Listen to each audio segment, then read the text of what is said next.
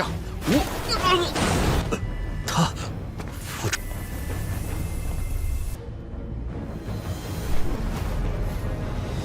听这一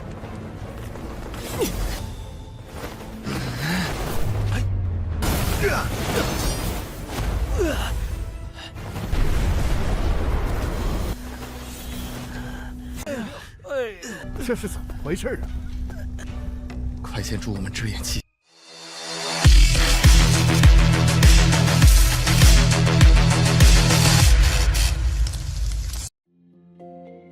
Halo semuanya, selamat datang di Ruang Sinema. Bagaimana kabar kalian semua? Semoga selalu sehat dan baik-baik saja. Sesuai jadwal, jadi pada hari ini kita akan kembali melanjutkan series Donghua Phyllis Battle Spirit episode terbaru. Yang mana ini adalah episode yang ke-151-nya. Bagi yang mau bergabung dengan series ini, kita sudah sediakan playlistnya. Jadi kalian bisa dengan mudah mencari di mana episode awal dari series ini. Namun sebelum kita mulai episode terbarunya, kita akan melihat dulu apa saja yang telah terjadi pada episode sebelumnya. Tepatnya pada episode 150. Kemarin, Kinan bersama yang lainnya sudah berusaha untuk menghilangkan kebencian yang ada pada tanaman di sana.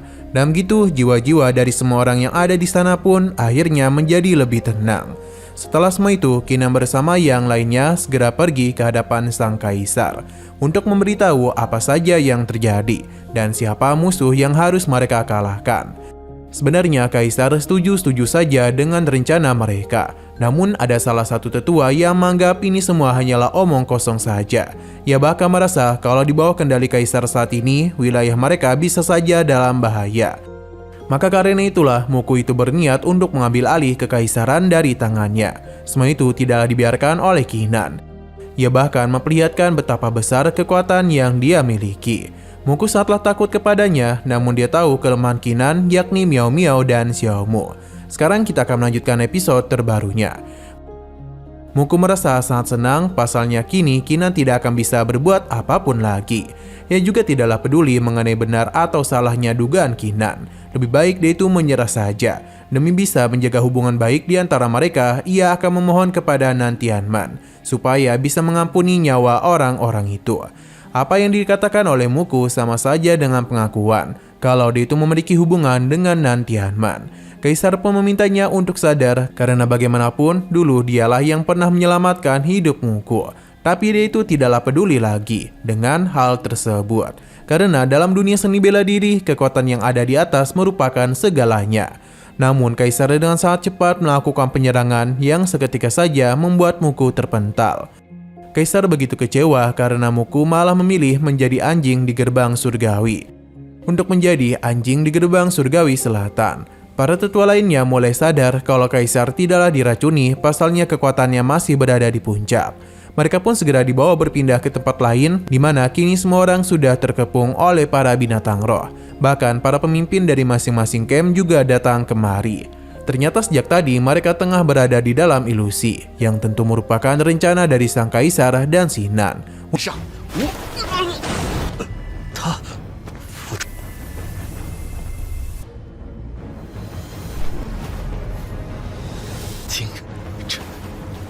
Untuk bisa mencari tahu siapa yang telah mengkhianati mereka.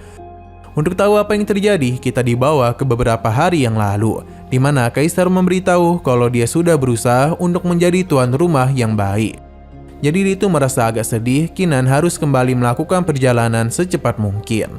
Kinan paham dan dia berterima kasih banyak kepadanya. Hanya saja dia ini tahu betul kalau kondisi dari sang Kaisar tidaklah baik-baik saja.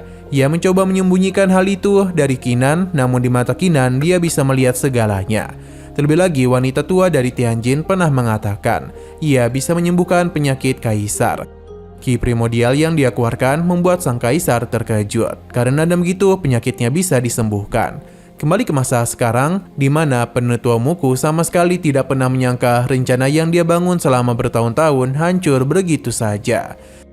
Dan apa yang telah terjadi, mereka tidak punya pilihan lain selain melakukan pertarungan demi bisa keluar dari masalah ini. Aura yang begitu gelap mereka keluarkan yang kemungkinan bisa meningkatkan kekuatan pertarungan mereka. Kinan dan Kaisar Mo segera bersiap untuk bisa bertarung dengan mereka, yang mana pertarungan langsung saja terjadi. Para komandan dari 3 camp juga ikut membantu. Jelas kelompok Qinan sangatlah mendominasi. Namun di tengah semua itu ada salah satu tetua yang memilih untuk meledakkan dirinya yang kekacauan pun telah terjadi.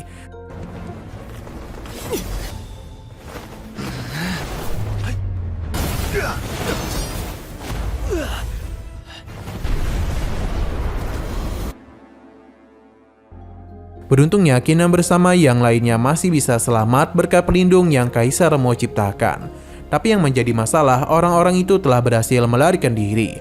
Meskipun begitu, kemenangan tetap mereka dapatkan. Karena kelompok tetua Muku telah kehilangan sebagian besar pasukannya. Benih keraguan juga telah ditimbuhkan di hati Muku. Mereka juga tidak akan kesulitan dalam melakukan pencarian kepadanya. Pasalnya, kutukan pemburu jiwa diam-diam telah dia letakkan kepadanya.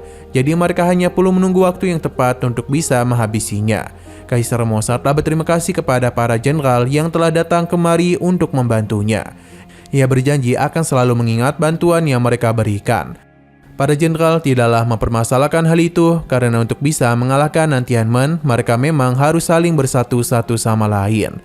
Dengan begitu jugalah mereka pasti memiliki kesempatan untuk bisa menang darinya.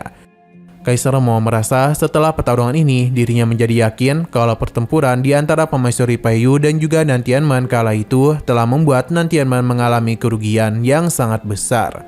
Karena itulah dia mencari begitu banyak pasukan, orang-orang serakah seperti Muku untuk bisa membantunya. Qinan juga membenarkan hal itu, yang mana mereka harus menyingkirkan para pengkhianat itu dan segera mengumpulkan lebih banyak kekuatan sebelum Tianmen itu pulih sepenuhnya. 经过此役，我也这么想。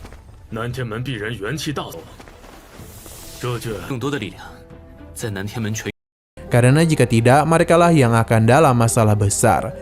Kaisar mau paham dan dia pun memberikan sebuah gulungan yang adalah teknik ilahi bayangan kacau yang membingungkan. Harta itu diciptakan oleh 5 Kaisar Lingyun di masa lalu, termasuk juga dengan tetua Miao. Qinan tidak menduga Kaisar akan memberikan dirinya harta sehebat itu. Bahkan gulungan lainnya juga diberikan yang adalah teknik runtuhnya bumi. Hadiah itu merupakan rasa terima kasihnya karena Qinan sudah menyembuhkan penyakitnya. Menerima harta sebanyak ini membuat Qinan terkejut. Pasalnya bagaimana mungkin ia bisa menerima 2 gulungan teknik bumi sekuat itu. Jadi Qinan merasa lebih baik hadiah itu dia berikan kembali kepada Kaisar. Namun Kaisar tetap meminta Qinan untuk menyimpannya, karena dia itu sudah banyak membantu dia dan juga putrinya. Jadi Qinan sangatlah pantas mendapatkan semua itu. Lagi pula jika disimpan, harta itu hanya akan berdebu saja. Sim berpindah kepada kelompok Muku yang masih terluka akibat pertarungan sebelumnya. Sesaat kemudian muncullah salah satu tetua yang datang untuk mengetahui apa yang terjadi. Muku tidak bisa menjelaskan hal itu dulu. Ia meminta untuk menyiapkan sebuah pertemuan karena mereka harus membahas hal ini dengan Wen Daoshan. 这是怎么回事啊？ 快献出我们之眼气！ Xin berpindah kepada Miao Miao yang tengah menyangkul untuk menanam kembali tanaman obat di sana. Ia juga tengah berbicara dengan Qinan sambil memberitahu kalau tanah di Kekaisaran Obat sudah pulih sepenuhnya. Ia juga telah menanam benih bunga mimpi kelahiran kembali dan juga rumput penutup langit. Asalkan mereka memberikan energi spiritual yang cukup, maka hanya butuh waktu sebentar saja untuk bisa memanen tanaman tersebut. Qinan berterima kasih atas bantuannya dan meminta Qinan untuk mengumpulkan banyak benih dan juga anggur sebagai bayaran atas usaha yang telah dia lakukan. Qinan paham, namun sesaat kemudian sebuah serangan langsung saja tertuju kepadanya.